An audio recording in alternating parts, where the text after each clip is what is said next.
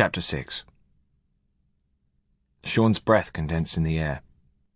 It was a frosty January morning outside, and the gym hall was cold enough to double as a morgue, which was a comparison he didn't want to make. The screws had told him and a dozen other lads, all of them in their gym kit, to stand in a line. He knew them all by sight.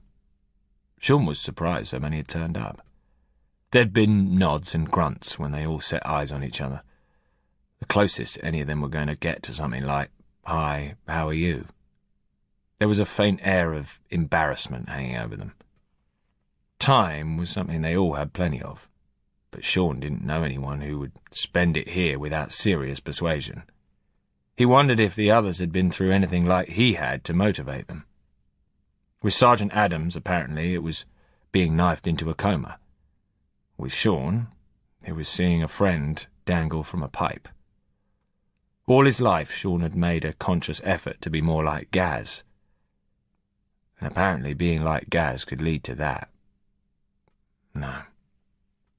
Not going to happen.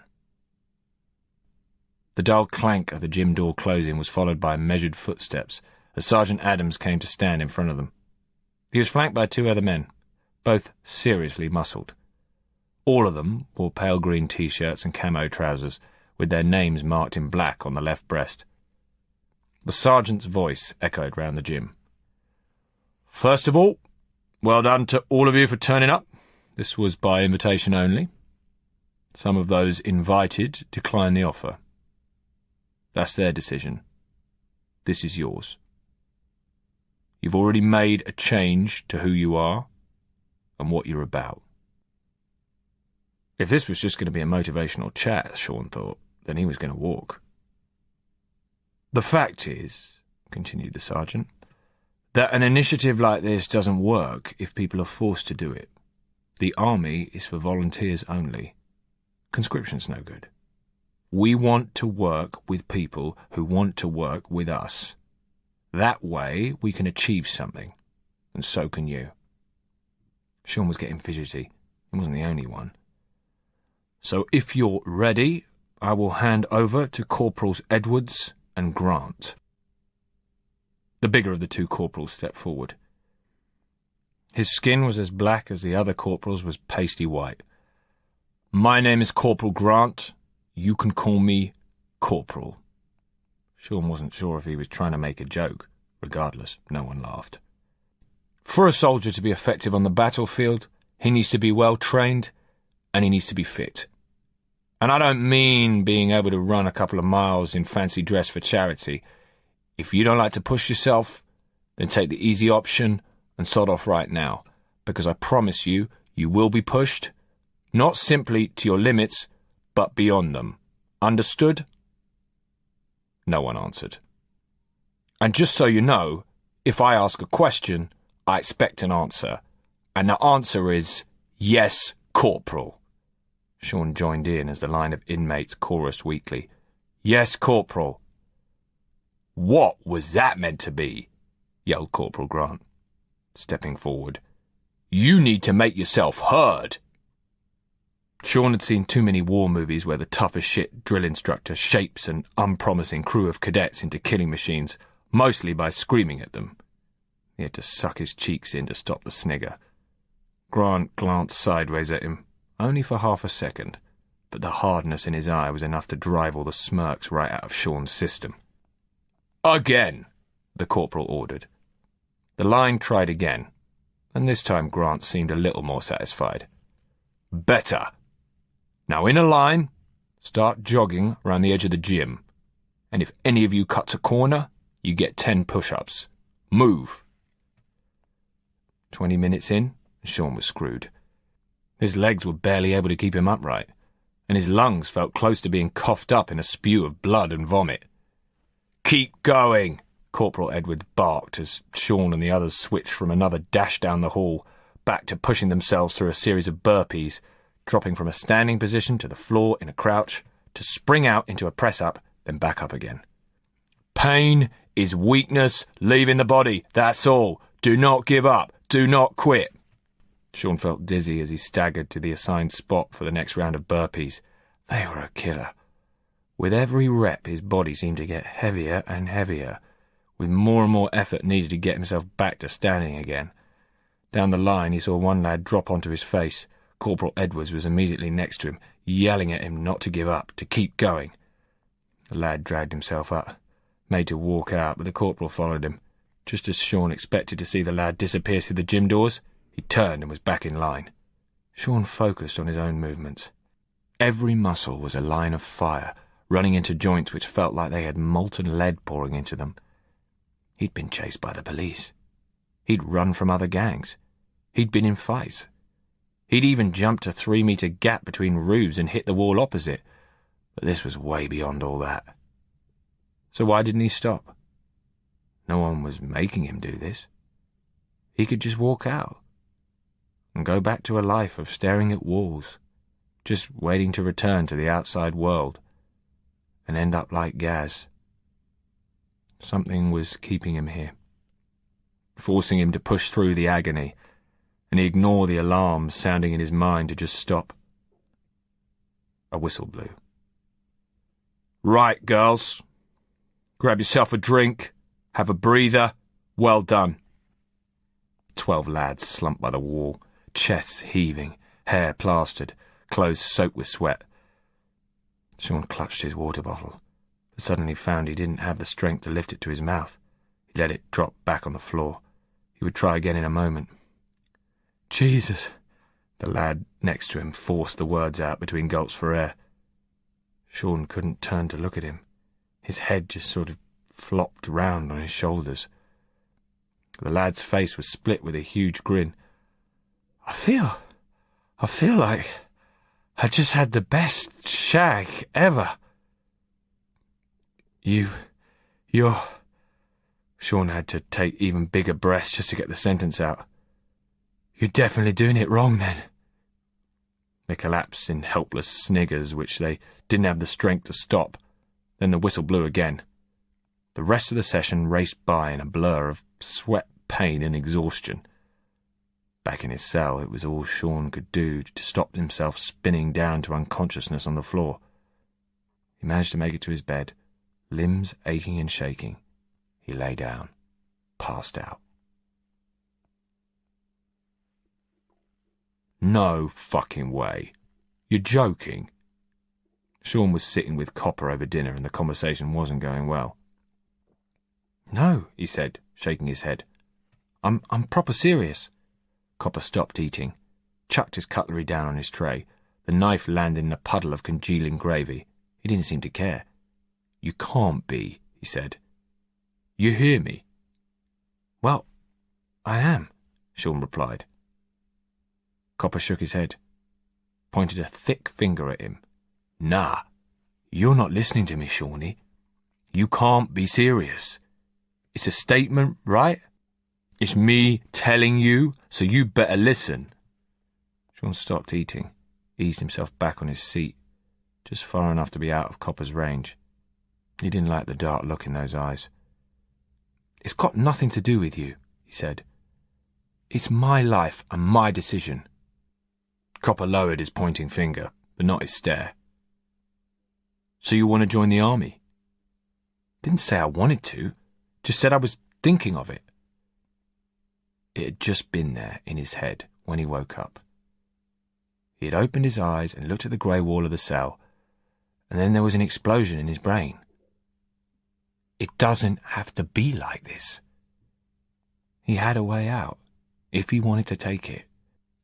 It was like all the physical punishment in the gym had torn something open inside him. He was thinking thoughts he would never have dared think before. "Because what? You think that'll solve all your problems, is that it?" "It'd beat ending up back in here," Sean said. "And if I go back to what we both know, then that's what'd happen. I could do it. I could do it easy. I've got my community service after this. I can do my entrance tests while I'm doing that, and then go in as soon as all this shit is over. It's a no-brainer." Copper laughed. It was not a sound Sean enjoyed. It had teeth and claws. "The only no-brainer here is you pussy. Where's your loyalty? What about everyone else? Your friends? Think this is what Gaz would want? Bringing Gaz into it made Sean want to plant one right in the middle of Copper's large, angry face. Gaz wanted to be dead. That's what Gaz wanted. And what about Matt? Look, 3 weeks' time, I'm out of this place. You want me to go back to Matt and tell him this? You'll break that guy's heart. All he's done for you. I didn't say I was going to, Sean repeated, forcing himself to be calm. I just said I was thinking of it. Can't a guy think? And anyways, my friends is my friends, always will be. It's not like I'd turn snitch or anything like that. Give me some credit, bro. He pulled his sleeve up to show his guy's tattoo, just like Adams had shown him his. I've got this, and always will have. Shawnee, said Copper. Mate, dude. He took a breath. Bro, you join up, you're out. You know that, right? Sean stared. Why? Copper leaned forward to rest his arms on the table. You only get one family in life, and it's the one you're born with. Us, me, Matt, against the foreigners. Sean looked blankly at him. What foreigners? Oh, for Christ's sake. Haven't you noticed? There's foreigners moving in, Shawnee. Used to be you could walk one end of Lytton Mills to the other and only see familiar faces. Now you can't step outside your flat. New people taking over, like that lot. He nodded over at the crowd of East Europeans who hung together in one corner of the canteen. Sean hadn't mixed much with them, but he respected them. They showed up at every class that Burnley offered, and would be leaving here considerably better educated than him. Sean shrugged. Everyone's new somewhere once. Shit, my mum works in Lacani's shop. He came here when he was a kid, but he's lived here all his life, so you calling him a foreigner? Missing the point, Shawnee, missing the point. Copper gave a big theatrical sigh and a shake of the head. And speaking of your mum, what about her then? Sean's eyes narrowed. And just what is that supposed to mean? If you're out, who will look out for her? I will, you bastard. Me, her son. Copper shook his head. I'm just telling you how it is, Shawnee. If you're not around, if you're not in with the rest of us, she'll be on her own, right? Sean gripped the table to stop himself jumping across it. I'll keep her right, he said, and if anyone lays a hand on her... Copper stood up. You won't be able to stop them, will you, Shawnee, if you're off playing soldiers? And if you're not rolling with us, I'm not sure we'll be able to stop them either. Right. Sergeant Adams's voice echoed in the gym. He thumped one fist into the other. This is a controlled aggression exercise. The lads were sitting on benches set in a square the size of a boxing ring. Sean was standing in one corner, his gut twisting itself into knots, focusing on not being sick. In the opposite corner stood Copper. It had been 2 weeks. Sean didn't know if he was more surprised that he was still in the cadets or that he was still alive. The fitness training was brutal, with the sergeant and the 2 corporals pushing him and the others beyond what any of them thought possible. Word was spreading.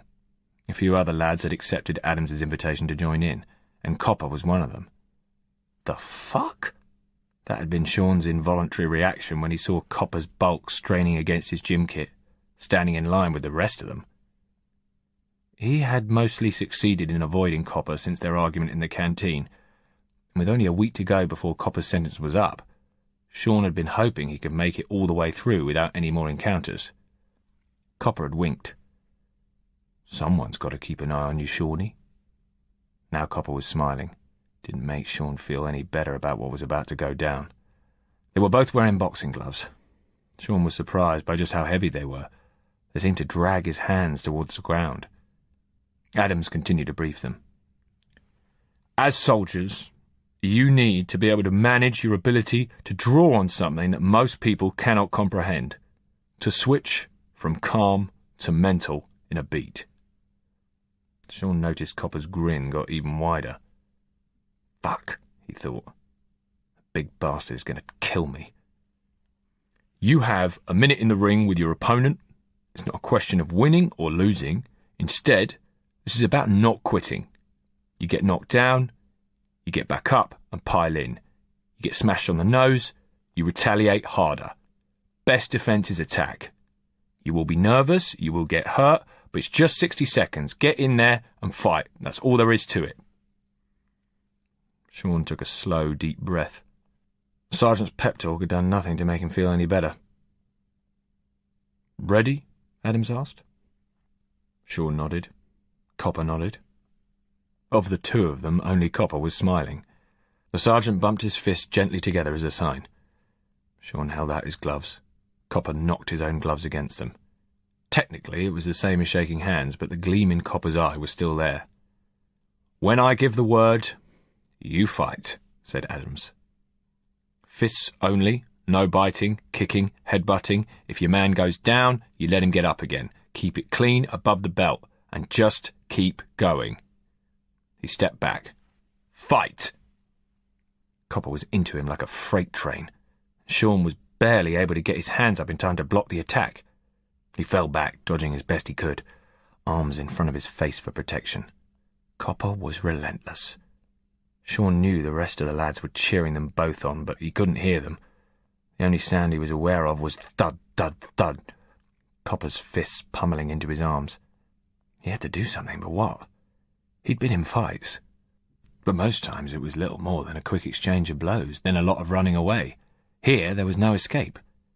Copper kept going, his fists arcing in left and right, always aiming for the face, giving Sean no opportunity to drop his guard.